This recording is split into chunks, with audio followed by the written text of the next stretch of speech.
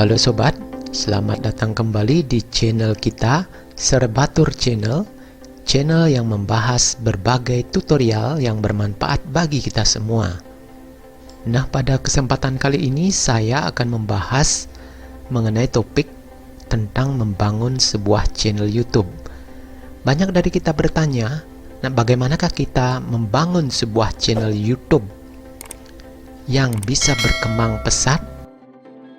Di sini saya akan membahas 3 hal pokok yang bisa membuat channel kita berkembang.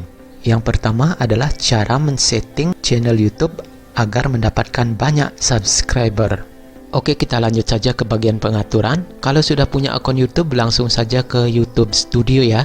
Di sini di bagian dashboard itu yang pertama kali kita atur adalah bagian customization. Di bagian customization kalian bisa masuk ke sebelah kanan. Di sini ada layout, branding, dan ada basic info dengan nama channel kalian. Itu bisa dirubah ya. Biasanya kalau channel namanya di awal itu pakai Gmail baru, itu pasti nama channel itu sama dengan nama akun Gmail. Nah, di sini saya sarankan ganti nama tersebut dengan nama yang lebih mudah diingat, simple, dan juga tidak terlalu panjang. Dan yang pasti cari nama yang unik ya, tidak banyak yang memakai nama tersebut sehingga channel kalian nanti mudah ditemukan. Perlu kamu cek juga apakah nama tersebut sudah dipakai orang lain atau belum. Jangan sampai nama channel kita itu double sehingga menyusahkan ataupun menambah persaingan bagi orang-orang yang ingin mengunjungi channel kita. Untuk mengeceknya mudah saja, kita tinggal buka YouTube dan ketikkan nama channel kalian. Setelah itu akan muncul nama-nama channel yang sudah terdaftar di YouTube.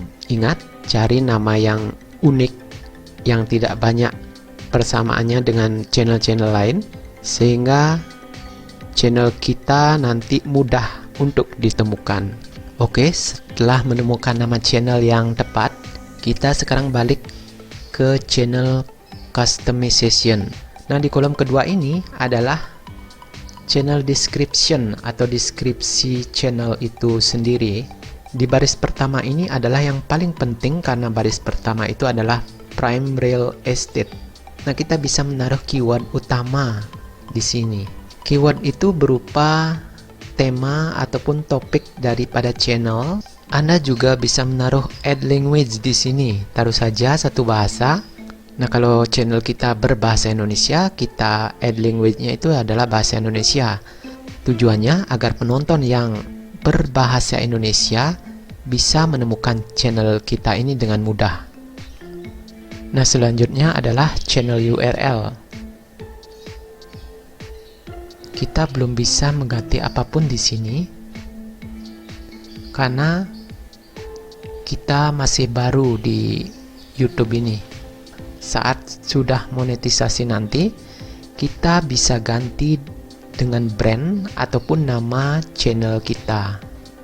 Kemudian link. Link di sini bisa kita ganti dengan website apapun. Umpamanya kita punya suatu website. Nah, bisa kita ganti link di sini. Apabila diklik, nanti akan langsung ke website tersebut. Nah, selanjutnya adalah kontak info. Di kontak info ini kita bisa menaruh email kita.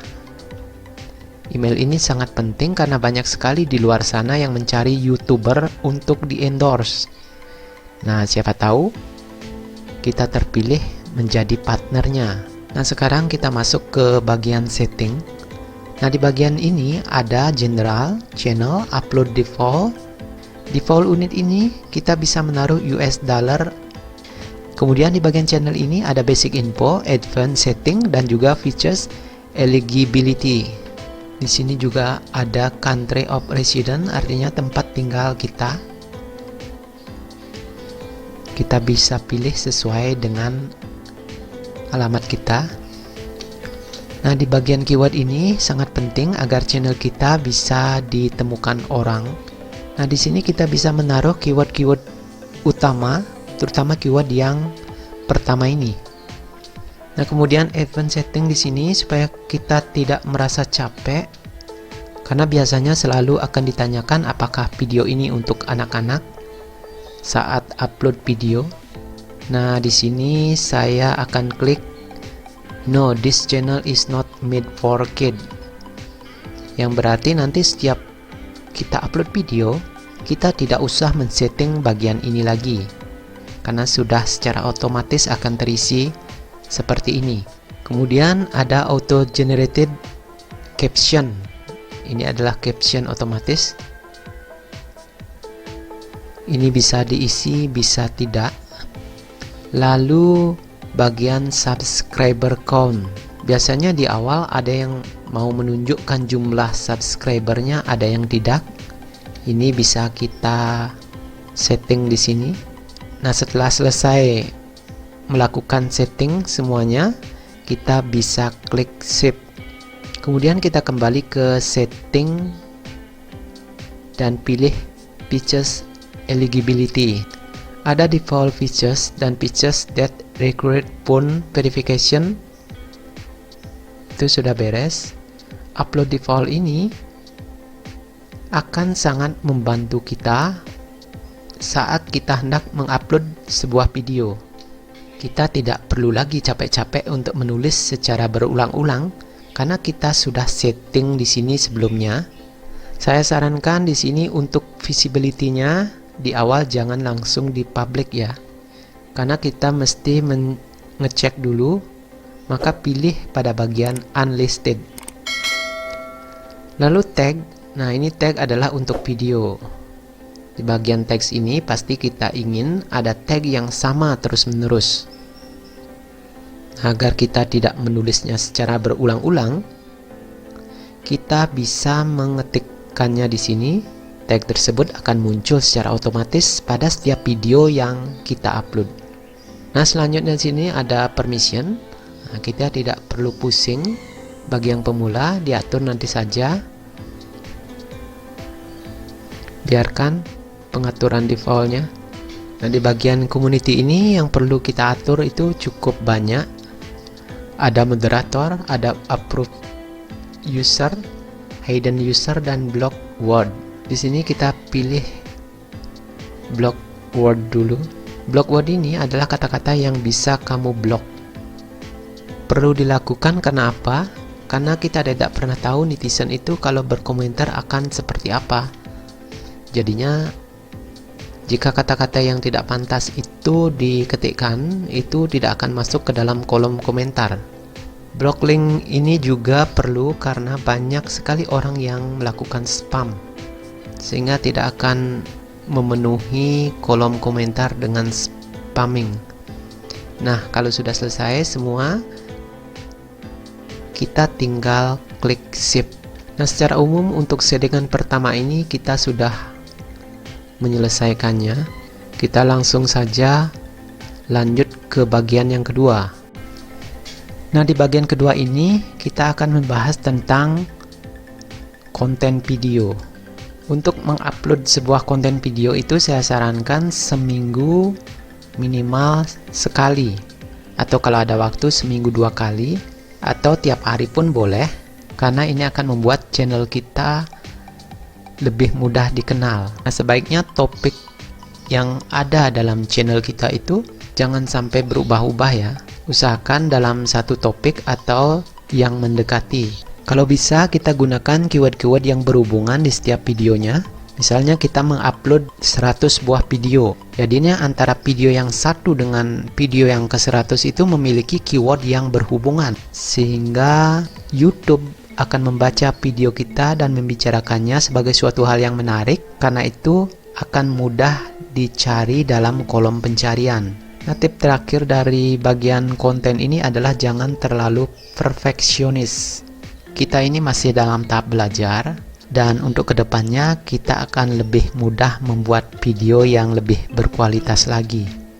Jangan sampai membuat suatu video yang sempurna tetapi telat untuk menguploadnya. Nah, itu akan merugikan channel kita sendiri.